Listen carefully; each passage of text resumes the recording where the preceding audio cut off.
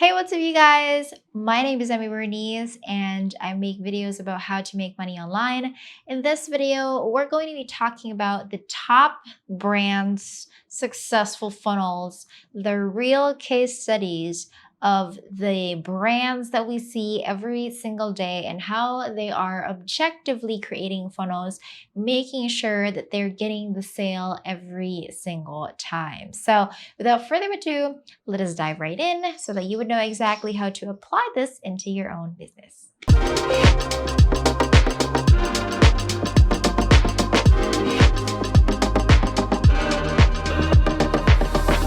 Okay, so let me get this straight. One of the brands that I really love talking about, that I know for a fact that you probably guys are also curious and, just like, hey, what's the rave all about? Well, you know what it is. Apple. So I have been an Apple fangirl ever since I started affording Apple back in 2018 is when I first bought my very first MacBook. And I thought that was just it. Like, I'm not going to buy anything else in Apple because at that time I can barely afford anything. But little do you know, when my business started taking off, I started buying everything that Apple has to offer. I now have an AirPods, I now have an iPad, I have an iPhone, I have a keyboard, a Magic Keyboard for Apple. I also have an Apple mouse, and basically everything that you see in my office that has something to do with tech has something to do with Apple and the ecosystem that I'm currently in. Well, let's talk about how crazy this very ecosystem that they get us in if you are indeed an Apple user. The thing about the continuity feature that Apple is getting you in a certain device is absolutely nuts.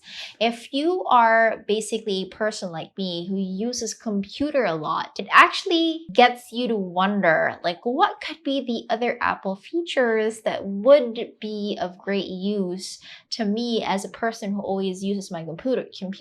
I have multiple Apple devices, and for example, I have a speaking event.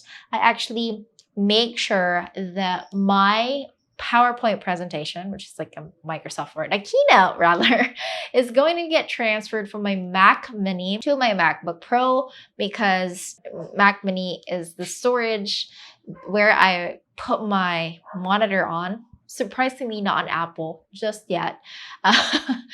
And I create the keynote there, and then I also airdrop it right to another Apple ecosystem, which is my MacBook Pro, because it is the MacBook Pro that I bring to the event where I install the HDMI and I get the presentation going from there. So just being able to airdrop a file from your Mac Mini to your MacBook Pro in seconds and not having to deal with the good old USB hard drive storage devices, whatever that could be, is a really good way of just demonstrating the continuity and the seamless of the ecosystem. And they're actually very useful, right? And I'm not just saying this just because I am an Apple fangirl, but maybe I really am. It's actually useful. The things that they have, or the features that they have, as a person who uses computers so much, it's actually very helpful. Another thing is that, say for example, I typed something in my phone in the Notes app, and I want to make sure that it's also uploaded to my Mac Mini or my Notion desktop app. I don't really need to send it or put it in an email or put it on a USB storage drive whatsoever. All I really need to do is just select all the text and copy it. And then in my Mac Mini or in my desktop version of Apple, I can just paste it and all the words come out. Like, that is how crazy the ecosystem of Apple is. It really wants to make you buy all these things because it allows you to create convenience in your everyday life. And that, to me, is a solid funnel, because you're not just buying one, you're buying plenty of the things or the rest of the Apple ecosystem just to make sure or you have brainwashed yourself to think that there is actually a continuity or a convenience and efficiency in basically everything that you do if all your devices are just Apple, right? So that's how crazy it is. And they don't really tell you like, hey, if you're going to be buying a MacBook, might as well get an iPad to go with it. They don't really do that. They don't need the marketing because they think about these features that allow for efficiency and effectivity, and they're basically useful.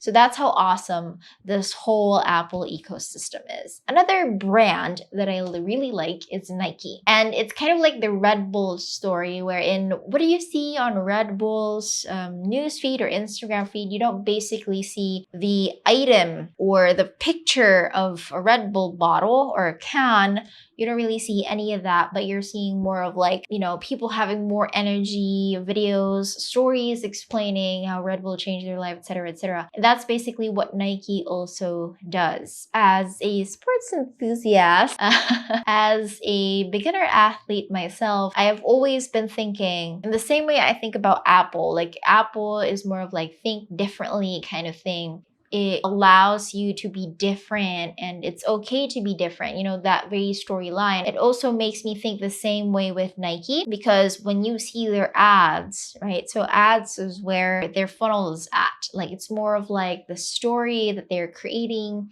making sure that every single ad that you see about Nike makes you think more like, yeah, I want to be my best athletic self with Nike. And I'm going to be achieving that rather with Nike. So if I'm going to buy their shoes, their trainers, their clothes, running clothes and whatsoever, I'm going to be my best self, right? So I'm going to be my best athletic self. So that's kind of like the story that they're trying to insert in every ad that there is. And so that is why when you see the ad, it makes you want to buy because, there's a story that is encapsulated in it, and thus making sure that the transaction that you're going to have with Nike is going to happen. So another one of the things that I really like about fast food chain restaurants is how quick they are to offer you the thing that we call the upsell. So imagine McDonald's, right? So you go into the store and you just want a burger. You're craving for a burger on another regular day. Like, hey, who does not like burgers? And you go into McDonald's and you say, hey, do you have a burger? Yeah, we do. What kind of burger do you want? Let's just say Big Mac. So you're craving for a Big Mac for the day and you're saying, hey, yeah, I want a Big Mac. And then the cashier, whatever their training is, it's ridiculous. They are being taught how to sell right from the get-go. They're very quick upsellers. They're going to say, hey, do you want an ice cream to go with that? How about fries, a large Coke, whatsoever that they are trying to promote to you? And you're like, yeah, the Big Mac sounds good with the fries. The Big Mac sounds good with the Coke. And yeah, I just added it into my cart and voila, you actually end up paying more than what you came there for. It's freaking nuts. And so that kind of the realistic everyday funnels that we see, although they are not the funnel pages, they are not the emails, they are not the ads that I keep on talking about as a digital marketer, it's still these small myriad pieces that was strategically put in front of our faces to be able to guide us into a buying decision. Thus, is still a funnel. So imagine, folks, this is just the third video of how awesome funnels are. And I can talk about funnels all day. That's exactly what we're going to be trying to accomplish in the upcoming workshop that we're going to have. So if you're going to take a look at the details of the workshop below this video, I hope that you are just as excited as I am as we dive into this funnel world together. So if you haven't registered yet to the workshop, please do. I'm going to leave a link in the description. And yes, again, our workshop is just around the corner. I'll see you on the inside.